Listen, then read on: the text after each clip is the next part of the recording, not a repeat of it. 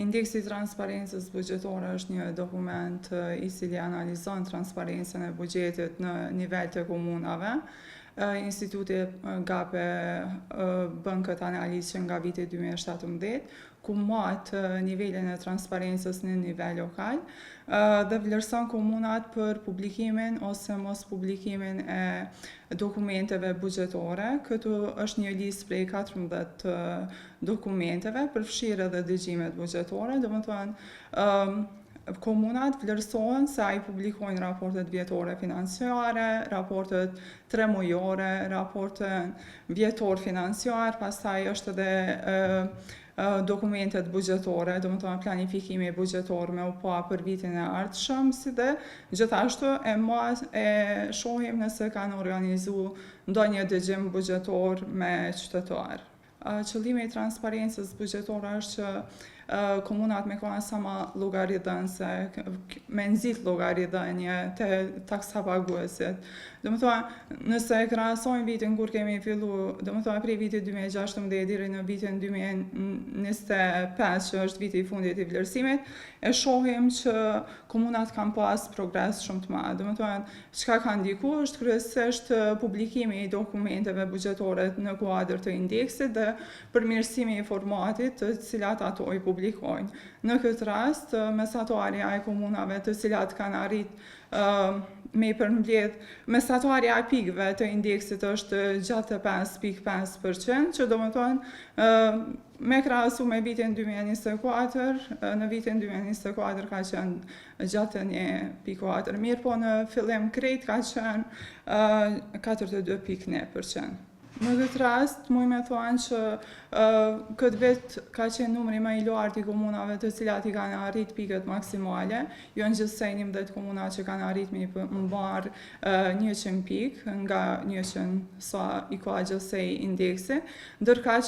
50% e komunave kanë arrit me marrë mbi 90 pikë, që do më thua niveli I transparencës buxhetore të këto komuna është rritur shumë. Mirë po pjesa tjetër, 50% është në nivel më të ulët dhe sidomos janë 6 komuna të cilat janë Klokoti, Leposaviqi, Partjeshi, Shtërpsa, Zubin Potoku, Zveçani, të cilat nuk e kanë arrit as edhe 1 pikë. Gjithashtu e përmend edhe Fushë Kosovën, Fushë Kosova gjithashtu ka pas regres, mirë po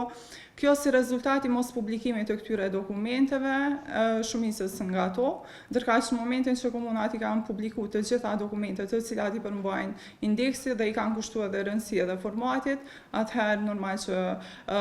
ças janë këto dokumente është shumë e lehtë edhe për hulumtim, edhe për analizë, edhe pastaj rritet domosdoshmërisht edhe besimi tek qytetarët. Që në kupton nuk kanë çka me mshef qyshet edhe vetë. Mirë po kjo jo detyrimisht qëndron kjo për faktin që për shembull një komunë mundet mi pas krejt çto dokumente, mirë po ndodh që nuk I publikon. Bile gjatë punës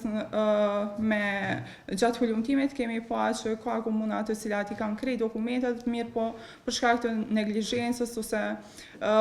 kapaciteteve të reduktume në staf ose kapaciteteve teknike kanë loa pa I publiku këto dokumente. Po, në këtë rast, transparencë buxhetore është e nevojshme me bua dallimin, ne nuk ndalemi me analizu një dokument me pa sa me auditu në një farë forme, po thjesht ndalemi me analizu a e ka publiku për shembull një raport vjetor financiar një komunë, nëse po atëherë në këtë rast ndodhet edhe pikëzimi, në rast se jo, nuk merr pikë. Po përveç kësaj është rëndësishme edhe formati në të cilën I kam publikuar. Për shembull, formati PDF dhe Word, sidomos formati Word dhe Excel për dokumentet të cilat përmbajnë edhe dona